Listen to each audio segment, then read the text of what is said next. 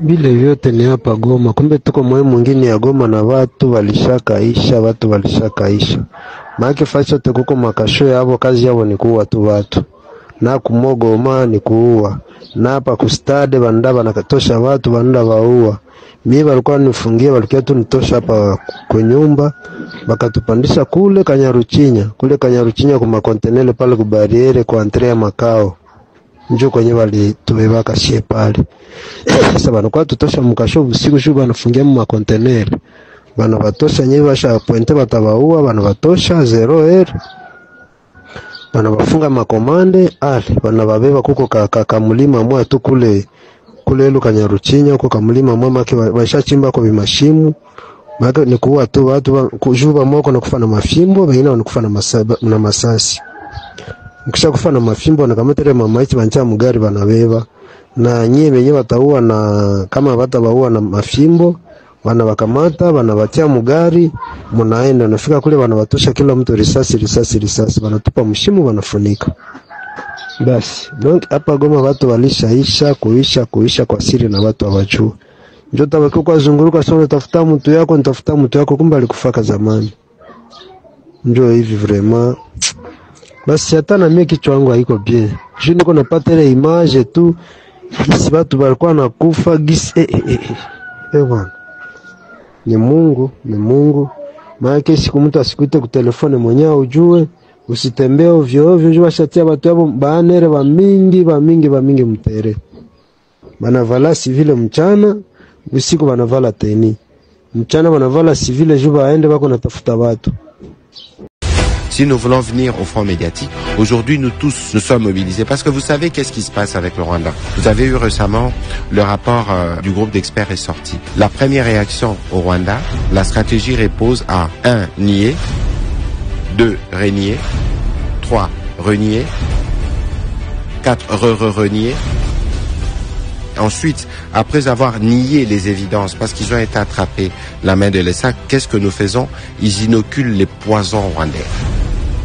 Les poisons rwandais, c'est la manipulation, c'est l'industrialisation du mensonge, parce que le Rwanda, en réalité, l'autre volet, c'est l'empire du mensonge, à renfort des trolls et des faux comptes sur les réseaux sociaux, pénétrer les réseaux sociaux congolais pour distiller des mensonges et penser pouvoir travestir la vérité, changer les faits. Rien de cela ne pourra se faire parce que nous avons aujourd'hui même la presse mobilisée pour dénoncer toutes ces fake news et ces campagnes massives d'intoxication de nos populations qui s'est fait à travers la dilution, l'inoculation de ce poison. C'est juste pour vous dire qu'aujourd'hui, sur la question de l'Est, nous avons un tableau de bord.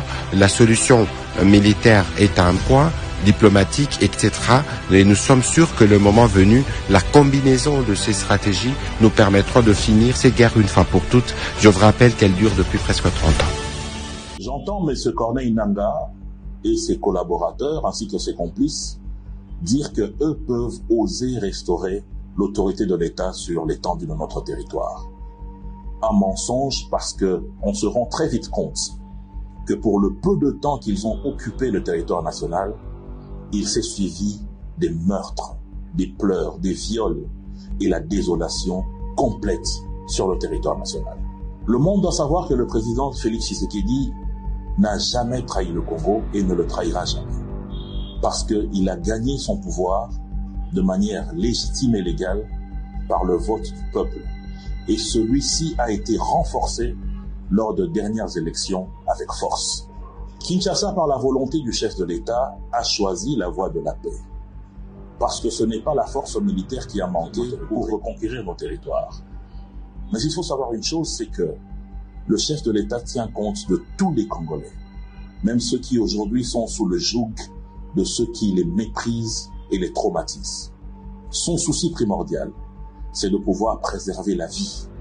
Parce que même si aujourd'hui, par la force, il y a une récupération de nos territoires, les balles ne choisissent pas qui faucher. Elles peuvent choisir de faucher les ennemis, mais aussi un enfant ou une femme. Donc la voie de la paix a été choisie. D'où le processus de Doha, appuyé par celui de Washington. Mais il est important de noter une chose, que la communauté nationale et internationale puisse retenir que le chemin de la paix est un chemin sacré et que ceux qui refusent ce chemin, comme nous l'avons entendu lors de la dernière sortie médiatique des membres du M23 AFC, ils vont se briser. Non seulement contre la colère de la communauté internationale qui a mis du sien pour réaliser ce processus important, mais aussi contre le peuple congolais qui, 30 ans après, a été tué, violé, décapité, déporté et terriblement mutilé sur son propre territoire national. La colère de notre président de la République, garant de notre intégrité territoriale. La colère de notre armée, rempart de la paix de notre pays. Et surtout, lire des âmes perdues lors de ces aventures meurtrières qui existent depuis maintenant 30 ans sur le territoire national. Toutes ces colères s'abattront sur ceux qui vont se mettre entre ce chemin de la paix et l'initiative qui a été ainsi enclenchée. L'État congolais n'est pas un gâteau qu'on se partage. Aujourd'hui, des années après la conférence de Berlin, il n'est plus question de se partager les minerais à coups de fusil. Il est aujourd'hui question de travailler pour le développement, pour servir le peuple. Et ce chemin de la paix qui a été lourdement trouvé par la volonté du président de la République devrait avoir l'adhésion de tous. Et que ceux qui aujourd'hui sont en train de se mettre sur ce chemin doivent savoir que personne, alors personne n'est au-dessus de la volonté de tout un peuple qui n'aspire qu'à la paix derrière la vision du président de la République. Il faut donc que les gens notent que l'accord de Doha n'est pas une amnistie à la tuerie, ni une tromperie à l'histoire de notre peuple. C'est un chemin de la paix parce que la paix n'a pas de prix. Et cela a été fait pour permettre à nos populations de la partie Est de vivre réellement dans la paix sur leur territoire national. Et aujourd'hui, l'histoire va juger parce que 30 ans après, le monde entier est informé et est au courant que dans l'Est de notre pays, il n'y a eu que des meurtres et des viols pour le simple besoin de piller, de déstabiliser et de balkaniser notre République, comme l'a dit Patrice Emery Lumumba. Et depuis l'arrivée au pouvoir du président de la République, le chemin de la paix a toujours été celui qu'il a choisi. Et les gens devront retenir que l'histoire de notre pays en ce qui concerne la fin des hostilités dans la partie Est ne s'écrira pas ailleurs, ni à Kigali, ni à Goma, ni à Doha, mais ici, à Kinshasa, où les institutions ont choisi d'aller vers la paix. Et toute la République a choisi ce chemin parce qu'il est important pour le développement, non seulement de la République démocratique du Congo, mais de toute la sous-région. Et que ceux qui vont résister à cela vont se briser à la volonté du peuple et à la volonté du président de la République, mais aussi et surtout à la volonté de toute la communauté internationale qui aujourd'hui sait réellement ce qui se passe dans l'Est.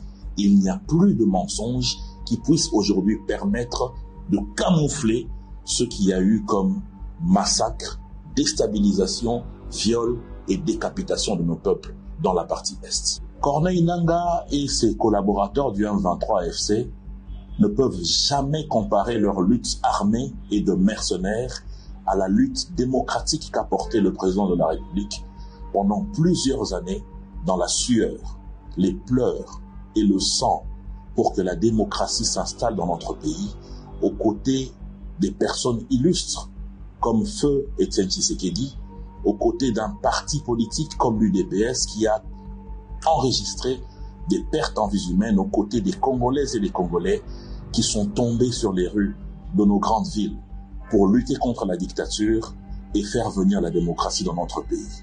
Aujourd'hui que nous sommes en train d'engranger des cycles d'élections, il n'est plus question que nous puissions voir nos institutions être déstabilisées par des personnes qui sont décidées à ne servir que la main étrangère qui a le souci non seulement de piller la République, mais de balkaniser la République démocratique du Congo. Le processus de Doha, cet accord de principe, est un élément clé pour sortir nos peuples de l'obscurantisme qui a coûté la vie à des millions de Congolais, plus que ce que l'Afrique a eu à enregistrer depuis lors. Il est donc grand temps que le peuple congolais puisse s'en approprier. Il est donc grand temps que tous nous nous mettions derrière le président de la République pour que ce processus de paix puisse aboutir. Il est grand temps que nos populations dans l'est de notre pays puissent se réveiller dans une province de paix, où le développement va accompagner le travail qu'ils ont toujours fait, pour permettre à ce que nos enfants puissent bénéficier de la gratuité de l'enseignement et aller à l'école, pour permettre que les femmes de l'Est qui nourrissent leur foyer puissent partir au champ sans la crainte d'être violées, kidnappées ou décapitées. Il est temps que cette communauté internationale qui a appuyé le Congo pour qu'on arrive à ce début de paix puisse continuer de mettre la pression sur les brebis égarées, mais aussi de soutenir l'élan de paix initié par le gouvernement congolais via la volonté du président de la République. Ça ne sera que justice envers un peuple qui a longtemps donné, qui a longtemps souffert par l'appétit de quelques-uns qui n'ont d'idée que de mettre la main sur nos richesses, mais aussi de prendre des pans entiers de notre République, ce que nous n'accepterons jamais. Jamais, alors jamais. Nous sommes arrivés à la fin de cette édition. Merci à vous de nous avoir suivis jusqu'ici. Si vous avez apprécié ces contenus, n'oubliez pas de vous abonner à notre chaîne, d'activer la cloche de notification pour ne rien manquer de nos prochaines vidéos. Likez et partagez cette vidéo. On se retrouve très prochainement. À bientôt.